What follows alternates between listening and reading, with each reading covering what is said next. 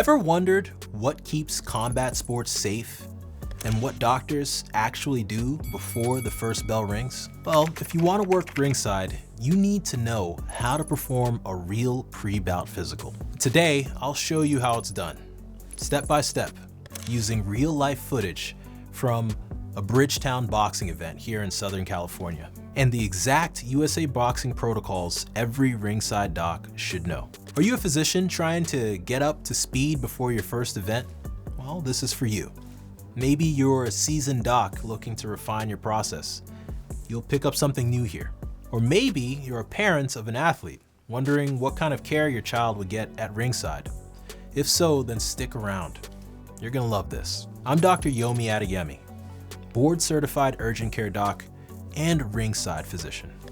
And this is Ringside Medicine 101.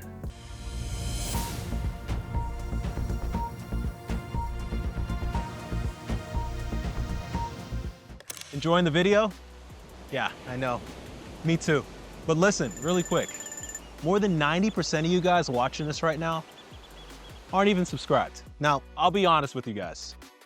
It takes a whole team and a lot of work to put these videos together. Believe me, my cameraman right behind you is sweating bullets right now filming this. I don't ask for a lot in return, but what I'd love is for you to hit that subscribe button and hit the bell for notifications. Doing that is a signal to YouTube that you want to see more of this content. It helps me, it helps our team. It's a small ask on your part, but it's huge for us. All right, let's get back into it.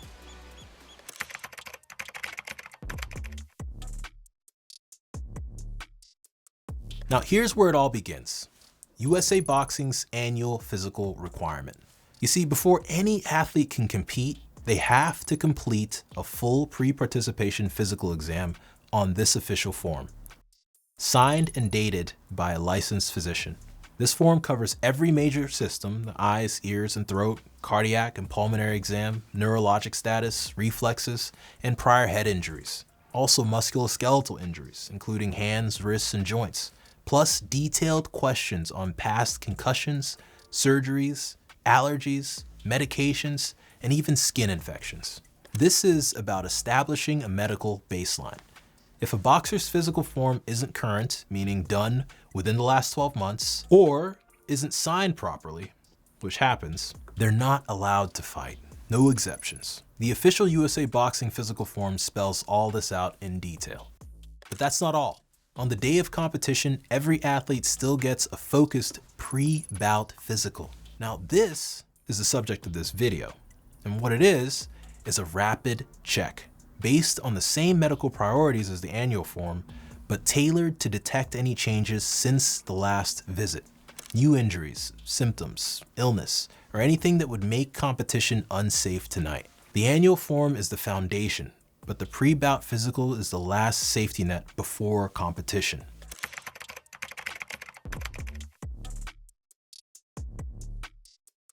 Now, if you're a resident or a medical student, or you're just new to ringside medicine, here's your playbook. The pre-bout physical is all about picking up subtle and not so subtle signs that a boxer shouldn't compete. Let's break down what you need to check and why each step matters. First, vitals. Heart rate and blood pressure. Always check before a bout. Elevated vitals could mean anxiety, but persistent tachycardia or hypertension may signal dehydration, stimulant use, PED use, or underlying cardiac risk. If you find severe hypertension, the bout is off. Next, brief history. Ask targeted questions. Any injuries since your last fight?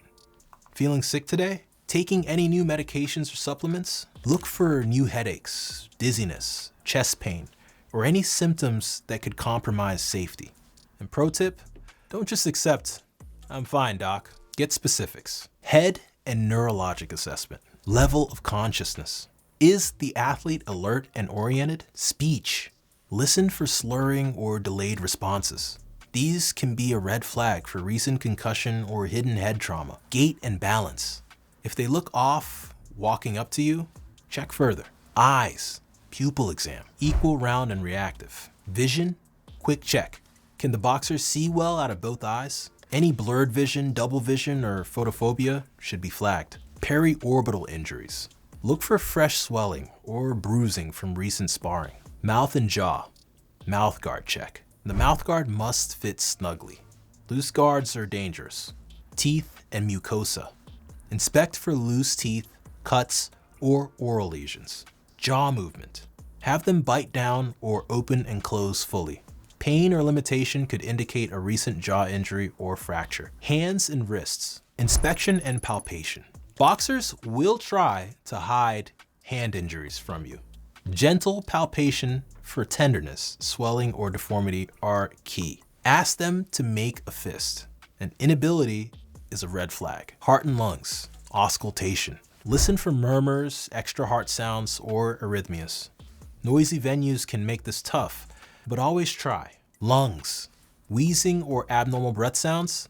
Asthma can be triggered by exertion or adrenaline. Checking an oxygen saturation with a portable finger meter can be helpful here. Skin. Contagious lesions. Look for things like herpes, impetigo, or ringworm. Open wounds. Any active bleeding, cuts, or non-healed abrasions are a no-go. Tape and gloves can hide things. Always ask to see forearms and hands bare. Range of motion and musculoskeletal check. Neck, shoulders, and arms. Ask the athlete to demonstrate full motion. Any pain, limited movement, or obvious swelling means a closer look. Acute sprains or dislocations. Even if taped up, don't ignore clear deficits. Now, the best ringside docs are thorough, focused, and never afraid to pull a boxer if something's not right.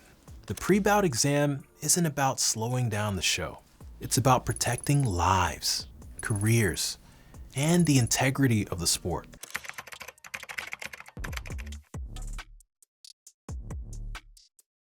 One of the most important things I do is actually talk to each boxer. Simple questions, real conversation. And why? Because I'll see them again after the bout, and I need a baseline for how they sound, how they carry themselves.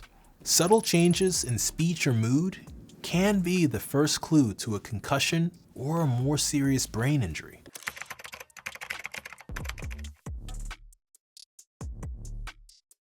Now, if you find anything concerning, like a fresh hand fracture, fever, suspected concussion, active skin infection, or even something as subtle as a boxer acting off, you do have the power and the duty to pull them from competition. No one wants to disappoint a fighter, but our job is to keep them safe for the next fight and the rest of their lives.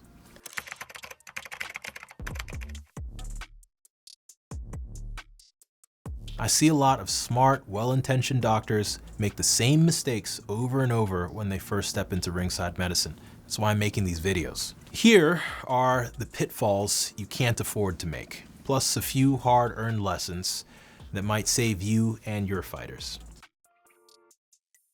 First, the neuro check isn't just, what's your name?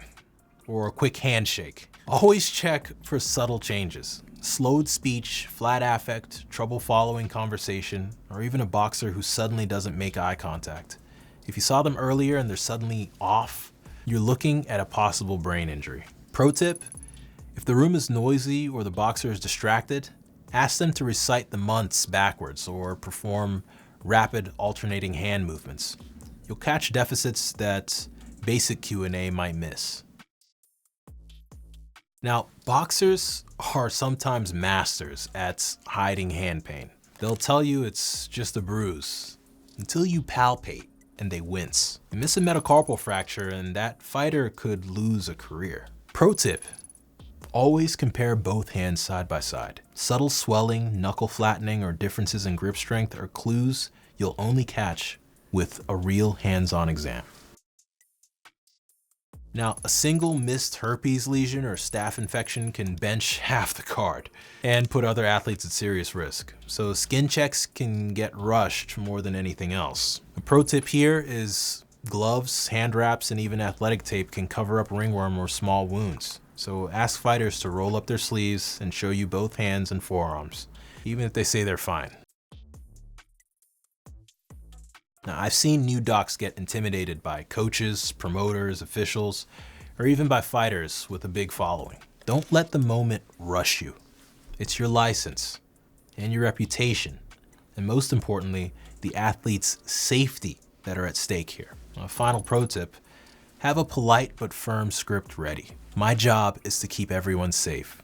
Give me 2 minutes, and you'll thank me later. Now, if you don't write it down, it didn't happen. We learned this in med school. Document every abnormal finding and every reason a fighter was pulled, even if it means taking an extra minute. Now, you can snap a quick photo of the pre-bout sheet or keep a running list of injuries you found. It could protect you in case of disputes later. Now, fighters may not admit to taking new meds, supplements, or stimulants, especially weight loss drugs, before a weigh-in. Always ask directly and watch for physical signs. Jitteriness, dry mouth, sudden blood pressure spikes, these are things to watch out for. And a pro tip here, if something feels off, trust your gut and ask for a second opinion if needed. You're allowed to pull a fighter for physician's discretion if safety's in doubt. Now, these are the details that separate a good ringside physician from a great one. Take your time, do the job right, and you'll protect more than just the fighters. You'll protect the entire sport. Now, if you're serious about sports medicine, you've got to get the basics right. And that starts with the pre-bout physical. It's not just a checkbox. It's your chance to build trust, prevent disaster, and keep the sport safe. Now, if you want more real-life ringside teaching, check out the next video in our Ringside Medicine 101 playlist. I've been Dr. Yomi Adeyemi, and this has been Ringside Medicine 101. Stay sharp, stay compassionate, and I'll see you ringside. Peace.